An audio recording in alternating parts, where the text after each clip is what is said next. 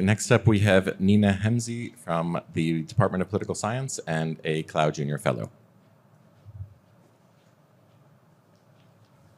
Hi, everyone. Thank you so much for being here today.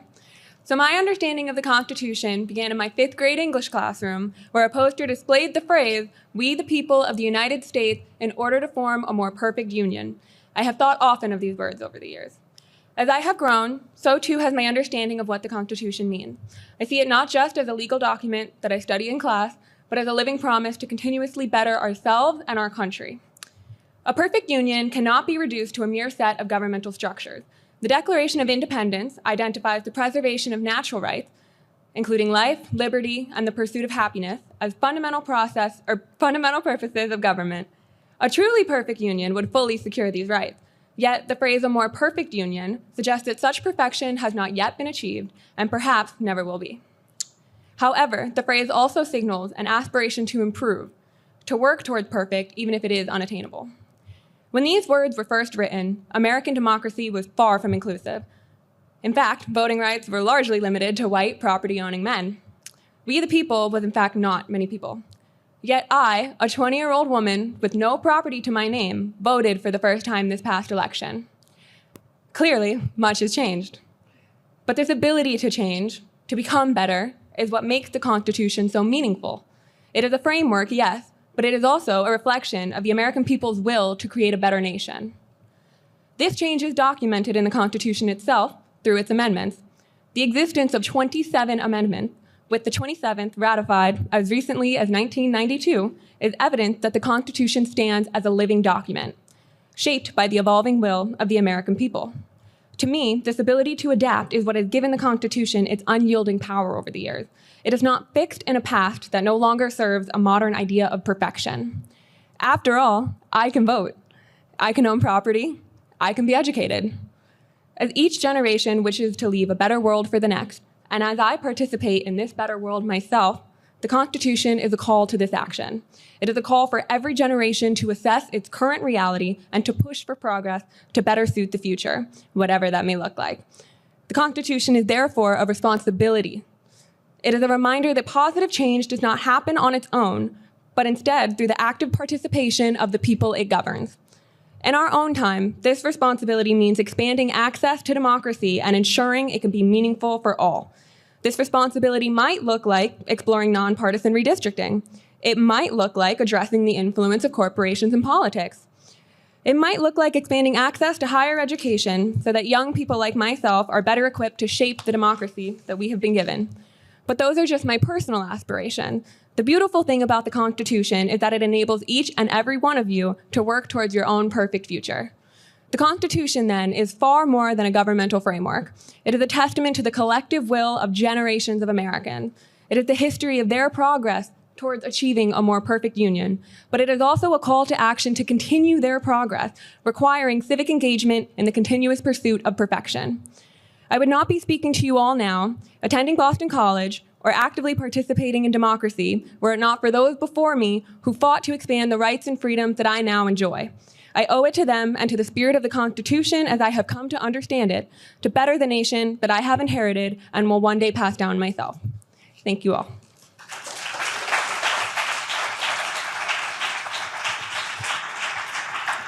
Thank you, Nina. Next up is Lukas Kucera, a junior fellow at the Clough Center and majoring in international studies and Slavic studies. Good evening. While only a sophomore and having been in the Navy Reserve Officer Training Corps for less than a year, one thing has been made abundantly clear to me. That is the oath of office I will have to take upon graduation and commissioning into the U.S. Navy. The oath of office in the United States of America is an integral part of becoming an officer of any of the armed services in the U.S. The oath represents the most fundamental obligations and responsibilities we, as officers of whatever branch, have. The very first action we swear or affirm to do is to, quote, support and defend the Constitution of the United States. We swear not to only support, but to take up the necessary arms to defend ideas and ideals. By swearing to support the Constitution, I, as a future officer, will be taking part in a collective responsibility to foster and nurture ideas, much different from supporting an individual or group such as a monarchy. Instead, I am committing myself to something higher, more enduring, and more deliberately vague. I am, in part, taking responsibility in supporting the Constitution to maintain the freedoms and liberties afforded to citizens. This responsibility has led me to reflect more deeply on what the Constitution truly is to me and why I am willing to defend it, even if necessary by force.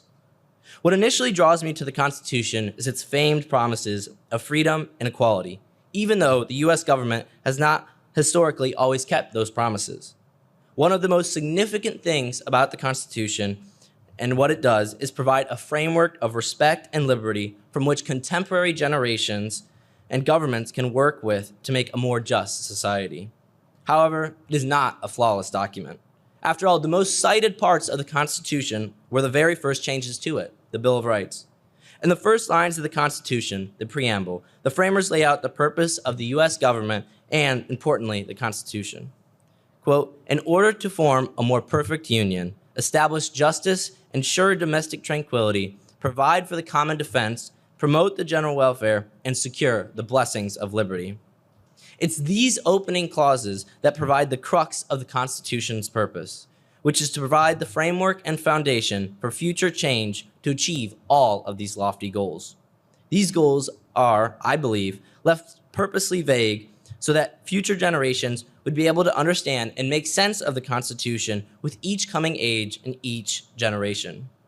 What does it mean to establish justice? In the 18th century, it looked to some like tar and feathering some British officials in response to unfair treatment of colonists. In the 19th century, justice to some meant being able to own slaves.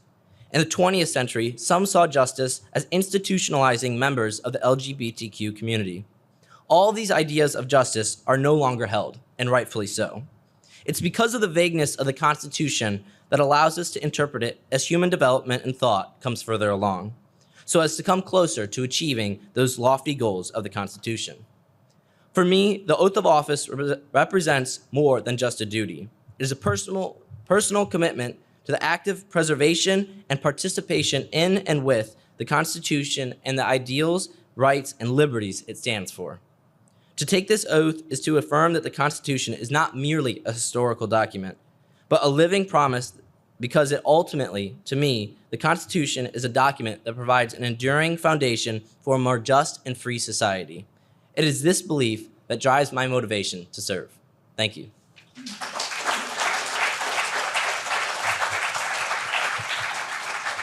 Thank you, Lucas. Next to speak will be a graduate student in psychology and neuroscience, Fazil Salim, who is also a doctoral fellow at the Clough Center. Thank you, Jonathan. We've heard a lot about the Constitution. I'm going to start with a poem, which was mentioned in the Nobel Prize for Literature in a collection called Gitanjali by an Indian thinker, Rabindranath Tagore. So, what Constitution means to me. Where the mind is without fear and the head is held high.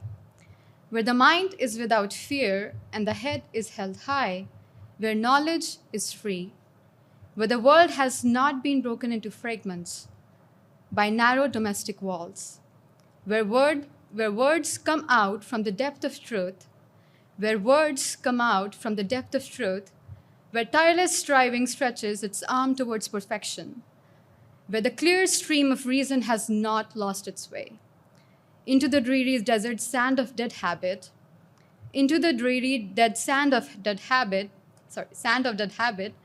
where the mind is led forward by thee, into an ever-widening thought and action, into that heaven of freedom, my Father, let my country awake. Into that heaven of freedom, my Father, let my country awake. Rabindranath Tagore's poem, Where the Mind is Without Fear, has always stayed with me since I read it for the first time. It speaks of a world where people think freely, speak truthfully, and push for a better future, a world without fear, division, or blind habit. To me, this isn't just a poetic dream. It's a kind of world that Indian Constitution hopes to build. And as a scholar who studies social norm, bias, collective action, and how people make sense of fairness and justice, I see the Constitution as more than just a legal document. It's a shared promise, one rooted in the long fight for equality, justice, and dignity for all. It reminds us that everyone, no matter their background, deserves to be treated equally. But these values are not just automatic. Just because they've been written down does not mean that they're guaranteed. It takes people, citizens, scholars, communities to keep them alive and relevant. And the Constitution sets the direction, but we have to walk the path. In my work, I think a lot about what helps people care about each other, what makes them stand up against injustice, and how we can create policies that reflect fairness. That's why the poem and the Constitution resonate with me. Both ask us to challenge the status quo, to stay curious, and to speak when something feels wrong. Today, with so many challenges, rising inequality, so many issues with access to food, climate change, social divisions, the Constitution reminds us not to give in to hopelessness or habit. It calls for action, thought, and care. And as a scholar, I hope my work plays a small role in that by helping people see their role in shaping a more just and equal society. To put it simply, the Constitution is both a reminder of what we fought for over generations and a guide for where we need to go next. Like Tagore's vision, it invites us to imagine something better and to actively take part in building it. And I hope that we all take part. Thank you.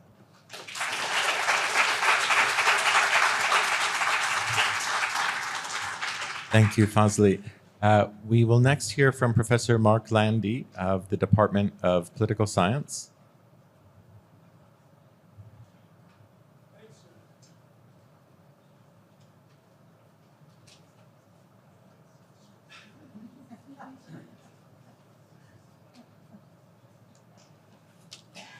I have a love affair with the Constitution.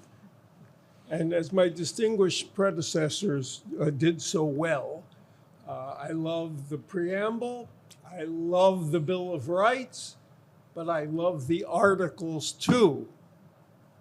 As Lincoln said, the Constitution is the frame that protects the apple of the Declaration of Independence. So, you never love something as much as when it's under attack. And in recent years, the Constitution has, in somewhat earlier years, been attacked from the left because of its demonstrably non-democratic features. I love the Electoral College. I love the US Senate. But they're not fully democratic. There are reasons for that. They are hurdles, not barriers to the popular will. And we don't always want to act on the spur of the moment. Mob rule has happened, and it's a great threat. I hope you all go to hear Harvard Professor Levitsky when he comes to speak, because he represents that point of view. If it's not fully democratic, it's wrong. Now it's threatened by a president who wants to substitute his will for the will of the Constitution. The left attack is wrong because it does not recognize that the Constitution, as I said, creates hurdles and not barriers to the popular will. Trump is wrong because he understands neither the spirit nor the letter of the Constitution. Under 5, right? Thank you, Professor Landy.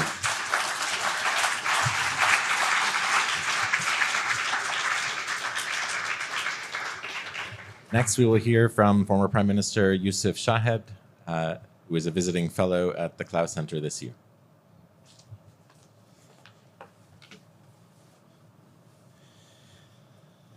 Thank you very much. Thank you, Jonathan, for the invitation. Deeply honored to be here. I would like to bring maybe a different perspective about the role of the Constitution based on my modest experience as a Prime Minister between 2016 and 2020 of a democracy that lasted for 10 years and then collapsed, Tunisia. In 2011, after the dictator Ben Ali left the country, we elected a national constituent assembly in order to write a new constitution. And after 3 years, we voted, the assembly voted on that new constitution. And it was a remarkable achievement in the country modern history. This new constitution, it was a response to the aspiration and the challenges and the hopes that the revolution that emerged from the 2011 Tunisian revolution and the Arab Spring. So the Tunisian constitution, unlike the US constitution, contains 149 articles, 10 chapters, rights and freedom, legislative, executive, judicial powers, etc. And it was seen at that time in 2014 as one of the best constitutions in the region, as it gave extensive enumeration of rights and freedom. In 2014, after we voted the constitution and we have presidential and legislative election, came the practice. Because the constitution is not what is written, it is also the practice. The practice is very important. And we began implementing the laws coming from the constitution and setting up the institutions and the new laws in practice. And this is how, through the practice, that we realized that the 2014 constitution and the new Tunisian political system produced the great instability. We had 10 governments in 10 years. And this is because the spirit in which we wrote this constitution after a revolution, it was a spirit of giving a maximum freedom and a minimum concentration of power to avoid what happened during the dictatorship. So, but then we ended diverting the power between the executive and creating other constitutional institution. And this gave us a weak state at the end because the power were really diverted. It was well-intentioned, but it ended with a weak state. And we have numerous examples. The justice system, for example, that usually the dictator used the justice as a tool to control the country. So we create a justice system where the government didn't interfere in anything. The Ministry of Justice has no prerogative. And we asked the judges themselves to organize their sectors, but they failed, after 23 years of a dictatorship. And we have many examples. We gave 100% freedom to NGOs, for example, because they were under control under the dictatorship. But it ended also with some situation where we find NGOs receiving foreign fundings for extremism or for terrorism, even activities, So then what I'm saying is that the practice is also very important in the reality. So we saw that we are with our constitution, it was inevitable that we have a big instability. But what we did not predict was the behavior of political actors, prime ministers, president, unions, security forces, media, that increased those problems and exacerbated by their behavior. Sometimes the behavior was positive and many times it was negative, how they deal with this constitution. I'll take quick examples. In 2019, the President Beji died while he was in power, 5 months before the presidential election. It was a difficult situation. First time we have a president who died while he was in power. So we have to manage the transition. In an Arab Muslim country, it was something very difficult, and we succeeded. And the problem was that we don't have a constitutional court yet that need to note the vacancy and lead the process. But then, thanks to good behavior of political actors, we succeeded in having a smooth transition. 2 years later, in July 2021, the current Tunisian president, who was elected through this constitution and enjoyed what this constitution brings, decided one day to use the Article 80 of this constitution, which is an article on emergency and a state of danger, and then he closed the parliament and frees the government. This was a very negative behavior and sent the army to close the parliament and stop the process. So just here to, even if this article clearly mentioned that the parliament needs to continue to be in a state of permanent session. So here you see the behavior of political actors can really impact the progress of a democracy. It's not only about the constitution. I can say many other things, but I know the time is short. So to conclude, I would like to say that constitutional democracy is still the best form of governance. But it requires having a good constitution with check and balances. But this is not enough. You need to have also a responsible political class. You need also, it requires also a strong institution. But more than that, I believe that it needs that you build what I call a democratic identity among your population, especially among the youth and the young generation. And you know why I'm happy to be here today? Because this is exactly what I believe that the Clough Center is trying to do. Thank you very much.